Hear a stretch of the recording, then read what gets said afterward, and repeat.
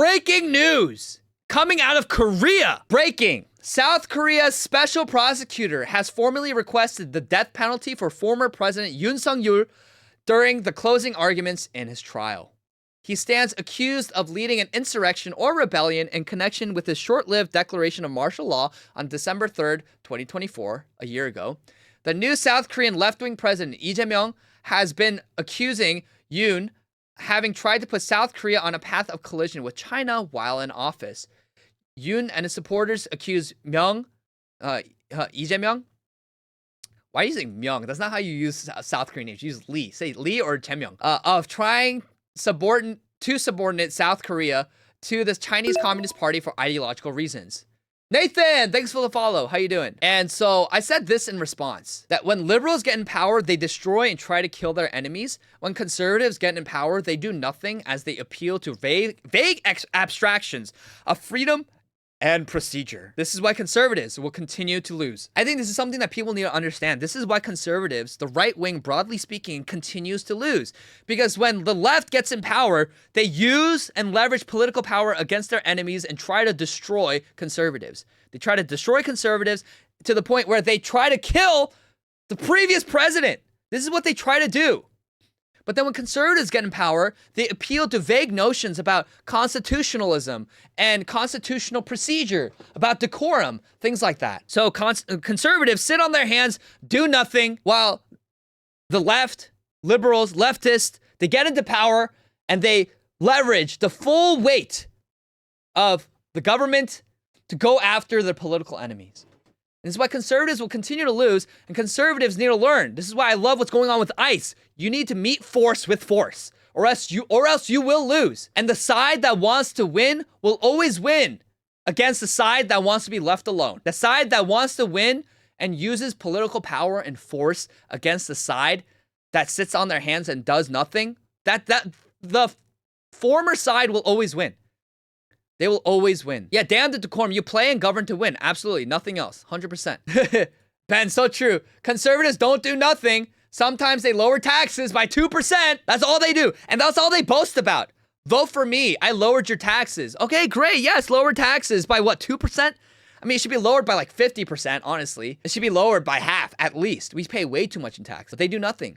They sit on their hands and do nothing. Biba, she lives in Korea. She's a conservative activist. She says, conservatives and leftist communists live in different realities. The system is structured to keep conservatives at a permanent disadvantage. At this point, we should just split the earth in two and go our separate ways. No, we can't go our separate ways. I agree with you on the first part, but we can't go our separate ways. We can't. We can't because we shouldn't. We shouldn't want to. We should want to take back our country from the commies. Completely destroy and defeat the commies and take back our country. So she said this as well. Who exactly was the president supposedly committing an insurrection against? Can someone explain that to me? I've been waiting for an answer for over a year and no one seems to have the answer. Why is going to the National Election Commission to look for evidence of election fraud considered treason?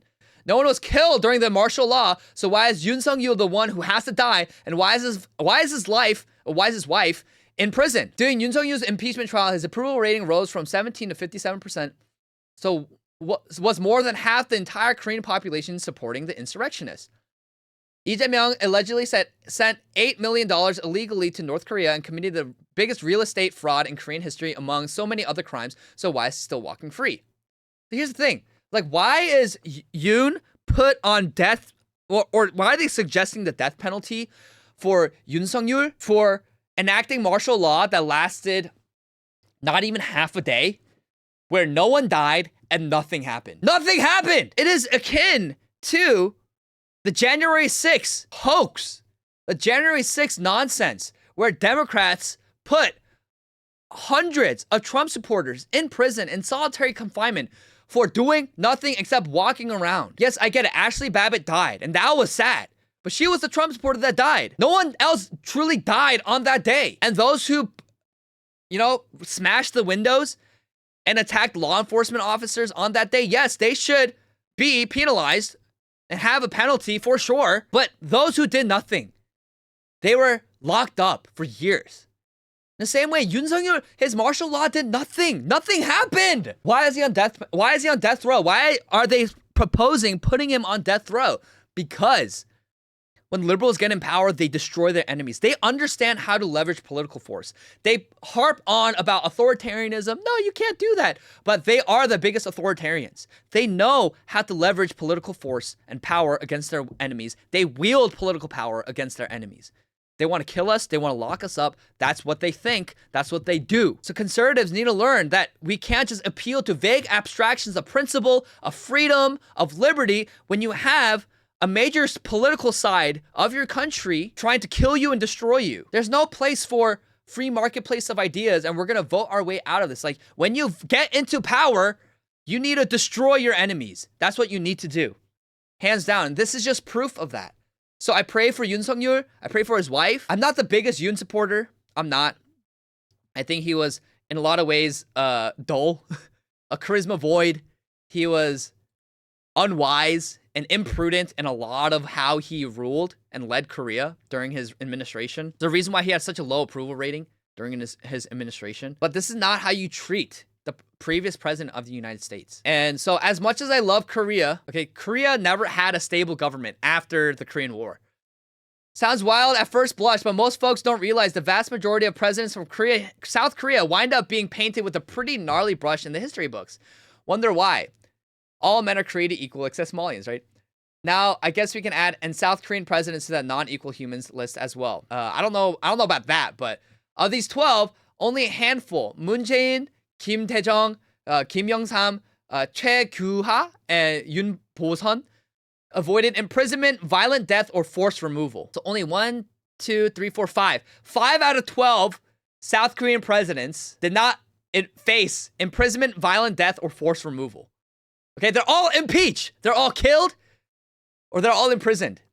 Okay, others face assassination, suicide amidst investigation, impeachment, removal, conviction, and imprisonment. This reflects South Korea's polarized politics, where incoming administrations frequently pursue predecessors for alleged abuses or corruption, combined with the authoritarian legacies of earlier eras. Yoon's ongoing prosecution, potentially the harshest yet sought, continues this trend emphatically. So emphatically, his ongoing prosecution is the worst yet. So Lee Jae-myung, the current president, is too new for any post-presidency fate, but the historical precedent is stark. If you're interested in deeper dives, blah, blah, blah, blah, blah. So yeah. So South Korea never had a stable democracy. Never did. And actually, the Korea's golden era was under a dictator, Park Chung-hee. Oh, Prime David. Wait, why Prime David? Why are you following again? Weren't you already following? What's up? Thanks for the follow again. Finally caught you live. Wait, you already followed me. Why'd you follow me again? Okay, Tron. Tron, I was letting you yap away because, you know, engagement helps. Engagement helps the algorithm. My old account got deleted. Oh no, Prime David. Engagement helps the algorithm, but you're gonna have to go. Goodbye. All right, mods, ban him. He's banned. Goodbye. All right, so this is why I've said this constantly, that democracy has been not good for South Korea. And if you look at South Korea's greatest economic growth and industrialization, and happened under dictator Park Chung-hee. So my case is that for Korea to be more stable, we have to instate a monarchy. A monarchy that all the people can get behind. But ideally, that's what we need to do. We need to reunify the two Koreas and reinstate a monarchy for stability. Okay, because we can't keep doing this back and forth where a new administration comes in, a left-wing administration comes in and keeps going after and investigating and attacking the previous president. Like, we can't do that. And that is the function of democracy. You get new leaders every so often, and the new leader keeps going after the previous leaders, and they keep attacking each other. And it's just a vicious cycle. And it pits, actually, South Koreans against each other. Oh, yo, Jordan Steele. Thank you so much for the Prime sub. God bless you. Yes, we need another King Sejong. We need another Sejong Daewang. Okay, we need a good king. We need a new royal family. And I know that's controversial, and that's not palatable to Korean people today, but that's the reality. We need a Korean king that can unify the Korean people again. And what's happening right now is that Korean people are being pitted against each other, which is ridiculous. It's ridiculous. And so this democracy, this unstable democracy that has been trying to be put into effect in Korea, Yeah, it's actually pitted Koreans against each other. And so what I want is a good, benevolent monarch to come into Korea and rule Korea again. Because you saw Korea did great under Park Chung-hee. And Park Chung-hee is revered, actually, by a lot of conservatives in Korea. But he was a dictator. Now, I don't think a lot of his means of locking up, imprisoning, and torturing political opponents was good. I denounce that. I don't think that's good. But you need a Park Chung-hee-like figure, but who's benevolent and Christian, to go in and rule South Korea. And Korea, broadly speaking, the whole Korean peninsula. We need that. Or else the Korean people will continually be pitted against each other and hate each other, and it'll continually be unstable. I just don't think democracy works for the Korean people. I just don't think it's in our temperament as Koreans. Why? Because we are naturally people who submit to authority. We submit to our authority, but we don't submit to foreign authorities. That's why we've always been a resilient people that have fought against foreign powers. But to our leaders, Korean people have been a people that respect and revere the proper authority. So I don't think democracy really works. It really doesn't work for the temperament of the Korean people, because then now you have the left wing who submit to the authority of the left wing authorities and the right wing who submit to the right wing authorities, and they're just constantly clashing. They're constantly clashing. It's unstable. It's not sustainable. And it's not good for the future of the country. Yes, democracy only lasts for so long, and democracy never works. Mass democracy never works. So he was like Franco, yeah, a little bit, but this is what Koreans need to do. This is what Korea has to do. This is what Korea needs to move towards, and that's what I believe. And I'm not ashamed to say it. I'm not ashamed to say it, because this is.